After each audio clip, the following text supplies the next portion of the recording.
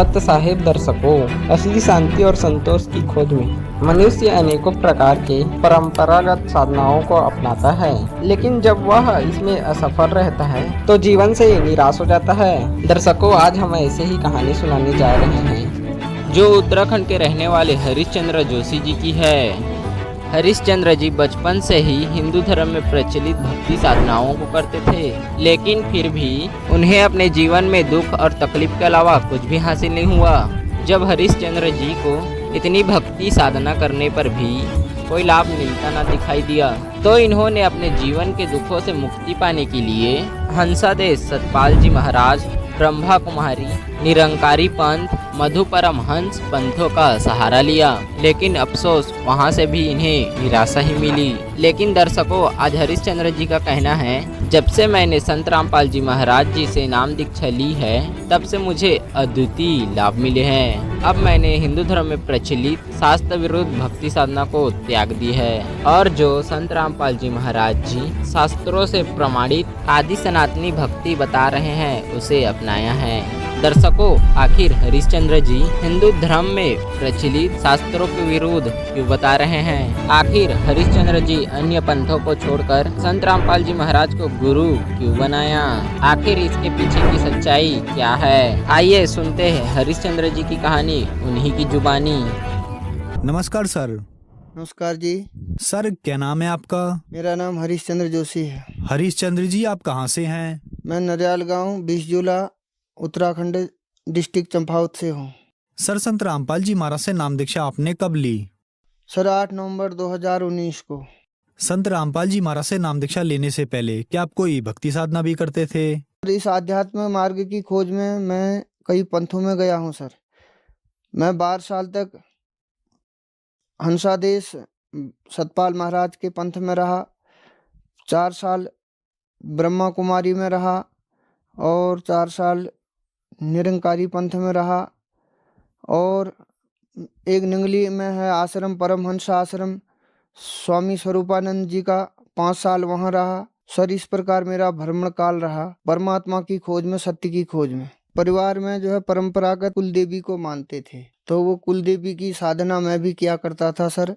मैं उस साधना करते करते घर से दूर जो है पंजाब चला गया था, कई जगह मंदिरों में रहा, और वह माता जो है लोगों की समस्याएं सुना करती थी और समस्याओं को मैं हल किया करता था माता के माध्यम से। और इसके साथ साथ जो है सर जी, मेरे को लोगों की समस्याएं तो दूर होती थी, लेकिन अपनी समस्याएं ज्यों की त्यों रहती थी। मुझे चर्म रोग की शिकायत थी 16 वर्ष की अवस्था में, जो 50 साल तक रही सर जी, लेकिन मेरी समस्या दूर नहीं हुई। कई बार मैंने माता से पूछा तो माता ने कहा कि इसका समाधान हमारे पास कुछ नहीं है, लेकिन लोगों की समस्याएं दूर होती थी, मेरी समस्याएं कोई हल नहीं होती थी। मैं इतना रोगी हो गया था कि सर जी, मैं आत्महत्या करने की सोचने लग गया। एक बार जो है गुरुजी का सत्संग सुना मैंने टीवी के माध्यम से, तो फिर जो है मैं उनकी इसकी खोज में लग गया कि यह गुरुजी ये क्या बता रहे हैं शास्त्र प्रमाणित में। तो हम तो मानते थे माता दुर्गा अजर अमर अविनाशी हैं, और ये तो कहते हैं कि इन सब का जन्म और मरण होता है। सर जी, मैं मंदिर में पुजारी था, दुर्गा माता के मंदिर में, और इन्हीं की पूजा किया करता था। ये मैं जो है मेरे बाल लंबे थे, और इस प्रकार से जो है मैं मंदिर में जो है पूजा किया करता था, लोगों की समस्याएं दूर किया करता था। ये मेरी पुरानी फोटो भी है मेरे साथ। सर, फिर क्या कारण बना कि आप संत रामपाल जी महाराज की शरण में आए? मैं टीवी देख रहा था, एक बार जो है संत रामपाल जी महाराज जो है सत्संग में सुना रहे थे कि इस सार नाम की बहुत चर्चा किया करते थे। मैंने अनेक पंथों में, जैसा कि पूर्व में मैंने बताया कि मैंने अनेक पंथों में मैं गया, तो उनसे सार नाम जो लिया था मैंने हंसादेश वालों से, परमहंस आश्रम से, अन्य जगहों से लिया था। तो मैंने सोचा कि वही पूर्ण मार्ग है, पूर्ण मोक्ष का मार्ग है, लेकिन उसे मुझसे संतुष्टि नहीं हो रही थी। संत रामपाल जी महाराज अपने सत्संग में बता रहे थे कि धर्मदास मेरी लाग दुहाई, सार शब्द की बाहर न जाई, सात सार शब्द जो बाहर पढ़ी, बिजली पीढ़ी हंस न तरी। ये सार नाम 2 अक्षर का ये सार नाम शब्द क्या है, ये मेरी समझ में नहीं आया। मैंने कहा इसका मतलब कुछ यहाँ नया है, इसको खोजा जाए। संत रामपाल जी महाराज बता रहे थे बिना सार नाम के कोई पार नहीं उतर सकता है, तो मैंने सोचा कि यह कुछ नया है। तो इसे जाना जाए। इस प्रकार मुझे भगत जी एक बार जो है पुस्तक वितरित करने वाले आए थे। ज्ञान गंगा के माध्यम से मेरी बहुत रुचि बनी कि मैं गुरु जी के इस ज्ञान को जानूं और इस ज्ञान के माध्यम से उस सार नाम को जानूं कि वह सार नाम नया ऐसा क्या बता रहे हैं जो बार बार संत रामपाल जी महाराज बता रहे थे कि यह सार नाम की चर्चा किया करते थे। मैंने तो पहले जो गुरुओं के पास गया था तो मैंने समझ लिया कि यही फाइनल ज्ञान है, लेकिन इससे मेरी संतुष्टि नहीं हो रही थी। फिर नाम दीक्षा केंद्र में मैंने संत रामपाल जी महाराज से नाम दीक्षा ली। सर, संत रामपाल जी महाराज से नाम दीक्षा लेने के बाद क्या आपको कोई लाभ भी मिले?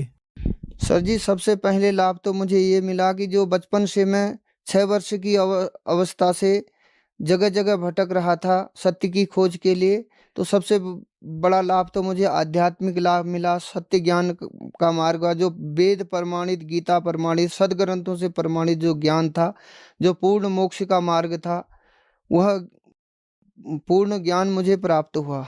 और दूसरा लाभ ये हुआ सर जी कि जो मेरे को शारीरिक चरम रोग था वह 16 वर्ष की अवस्था से शुरू था सर जी। वह 50 साल में जब मैंने 2 वर्ष पूर्व मैंने संत रामपाल जी महाराज से गुरु दीक्षा ली और उसके बाद विधिवत साधना करी, मेरे पूरे शरीर में चरम रोग था सर जी। मैं बहुत व्यथा से पीड़ित था उस रोग से, वो आज बिल्कुल भी नहीं है। उसके साथ साथ मुझे अन्य लाभ भी हुए, जैसे पाइल्स की शिकायत थी, माइग्रेन पेन था, पेट दर्द था और पारिवारिक कलह भी था, और बहुत आर्थिक लाभ होते हुए भी कुछ नहीं बचता था। तो आज संत रामपाल जी की दया से मुझे हर प्रकार से लाभ है, शारीरिक लाभ है, परिवार में सुख शांति है और मेरे जीवन में भी सुख शांति है और मैं रोगों से भी मुक्ति है। मैं अपनी जिंदगी से इतना परेशान था कि मैं इस रोग के कारण आत्महत्या करने की सोच ली थी मैंने, लेकिन संत रामपाल जी की दया हुई कि जो मैं जो है ज्ञान गंगा के माध्यम से मैं इस ज्ञान तक पहुंचा। इस ज्ञान में पहुंचने के बाद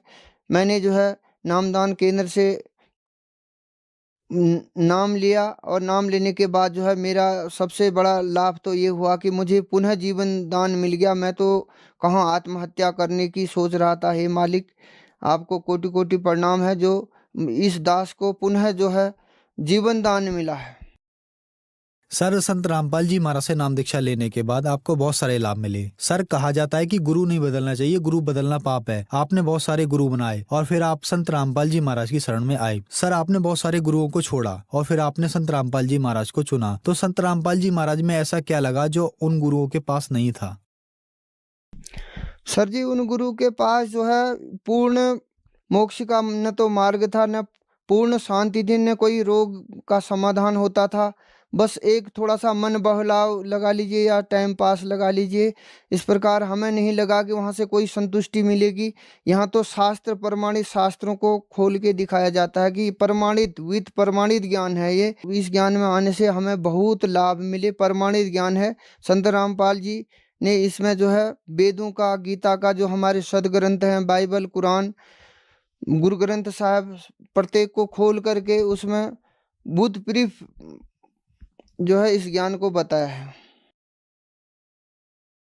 सर, संत रामपाल जी महाराज से नाम दीक्षा लेने के बाद आपको बहुत सारे लाभ मिले। तो जो दर्शक आज आपको टीवी पर देख रहे हैं, खास करके उत्तराखंड के लोगों को आप अपनी भाषा में क्या कहना चाहेंगे? सर जी, मैं विशेषकर उत्तराखंड के लोगों को, विशेषकर अपने जनपद चंपावत से उत्तराखंड वासियों को यही कहना चाहता हूँ कि जो हम लोग ये देवी देवता की पूजा कर रहे हैं, तब में कोई लाभ न होने और पूछते पूछते पूरे जीवन बर्बाद है जालो। जैसे मेरे भोज, मैं बहुत देवी देवता शरण में गए हूँ, बहुत देव डांगरों शरण में गए हूँ, कोई लाभ न मिले। आज यहाँ पूर्ण परमात्मा धरती पर आ रहे हैं और सब लोग ये ज्ञान में जुड़ और ये ज्ञान बटे लाभ उठा और मोक्ष तरफ का जाकर सब लोग। संत रामपाल जी महाराज से नाम दीक्षा कैसे ली जा सकती है? सर जी, विभिन्न टीवी चैनलों के माध्यम से और यूट्यूब के माध्यम से, इंस्टाग्राम के माध्यम से, फेसबुक के माध्यम से और तमाम जो है पुस्तकों के माध्यम से। चैनल है गुरुजी का, 24 घंटे सत्संग चलता है टीवी के माध्यम से, उसमें कॉन्टैक्ट नंबर होते हैं। और जो ज्ञान गंगा पुस्तक है, इसको निःशुल्क भी मंगा सकते हैं, उस पर भी नंबर है। ये सब